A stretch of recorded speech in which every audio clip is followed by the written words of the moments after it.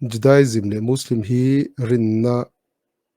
in ang ro pui mai se in ngei box zero rinna in anna a ka hrelowa rinna a chuan pathian min ron rin pui dan hi chu kan zep lo adikanian an ron rin dan hi enge om zi kan ti chuanin pathian tora a in puan dan ang khanin an ring top pe di bo an sei dang lam lo ni pathian chu korfual hadula di aten ti lo pathian chu fanuan nei ya mo fanumal nei chun na nei ti te pon khatin khan an sei dang lam lo ani na ang tora a in sei dan ang top khan an ringa chuwang chuanin khovel sa khaw zong zoga hianin juda te chuanin sa khaw dang zong zoga hianin Islam sa khaw chaw milem pathian bia lo an ti ni mo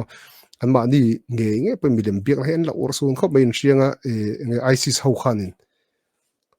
raman ron lak duai doi khanin an ram lak na mi history mun poimo tam taka khati man lai an milim pathian om nate het khati an mun hlui a thil hlu tak tak kan daw ni man lai thil te po kha tu na tu man an beto hlinem ma se khatiang te po ron chuke som boi ni kha YouTube pa te po na lo mang mu thein an milim etiang milim biak na chung chang dan lo ur sun khop mai ni cha Christian and Muslim po hi rin na inang thawalom an in mil thei gel big lo Christian so Old New Testament an in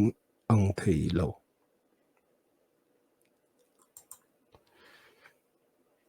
Old Testament la cheng ve Juda ho le Muslim hi an rin na ai nang zo rin na tia khan kan soi belvelok rin na tia chon chu kan pathian kan rin dan pathian kan kan ngai dan kan rin dan a chon ai nang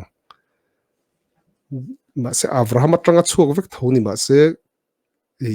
te khin na chi sang rein ron se te khin na chi thumin sa kho pathum a in ron se ma heng sa kho pathum te Abraham pathian ring tu te a eng lo kha kan ta ma se khami Abraham pathian kha Judaism le Islam chon tora ambi ang khan pom top pa ma se Christian a chonin Trinity ni ti ran tum na chi khanan ti dang lam na an sik soi na kha dang lam na ni amai ro chu sa kho san theu kan dia kal phung le kal dan chu kan nei vek tho khate a pathian rin na lam pang pi la ba khamo sa kho na entirnan nei me tun lai an mani Islam Muslim ho chonin Ramadan te ne ni chuwa tang ni tlak thang khan cho ten nei thi nei an kalphung ani kha kha chu tiang che jon Judaism pon kalphung kan nei ku ni ke kan de chong hei ni te kan de kha te kalphung choi nang lo atuma ai nang lawang Christian te Judaism Christian le Muslim te kha te po hatuma khan nang lawang arin na tu na kan soi lai chu pathian rin dan chu ka khani Muslim le Judaism chu Bible chung in ang aom ve mang mi alo Muslim le Judaism chu Bible chung in ang aom ve mi alo an ratim no ve an ma ni chang Quran Iswa thi a tho le a khan Judas le Musulman ho nen kuang khat kan nur thei lo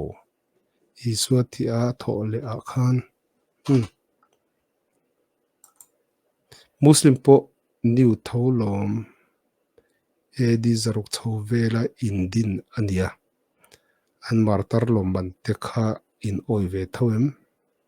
tora hi eng tiang chen nge rin thiam tur in hlan chhon zel ani sia mesianic la hian zohar te adang an lo nei vele zel sia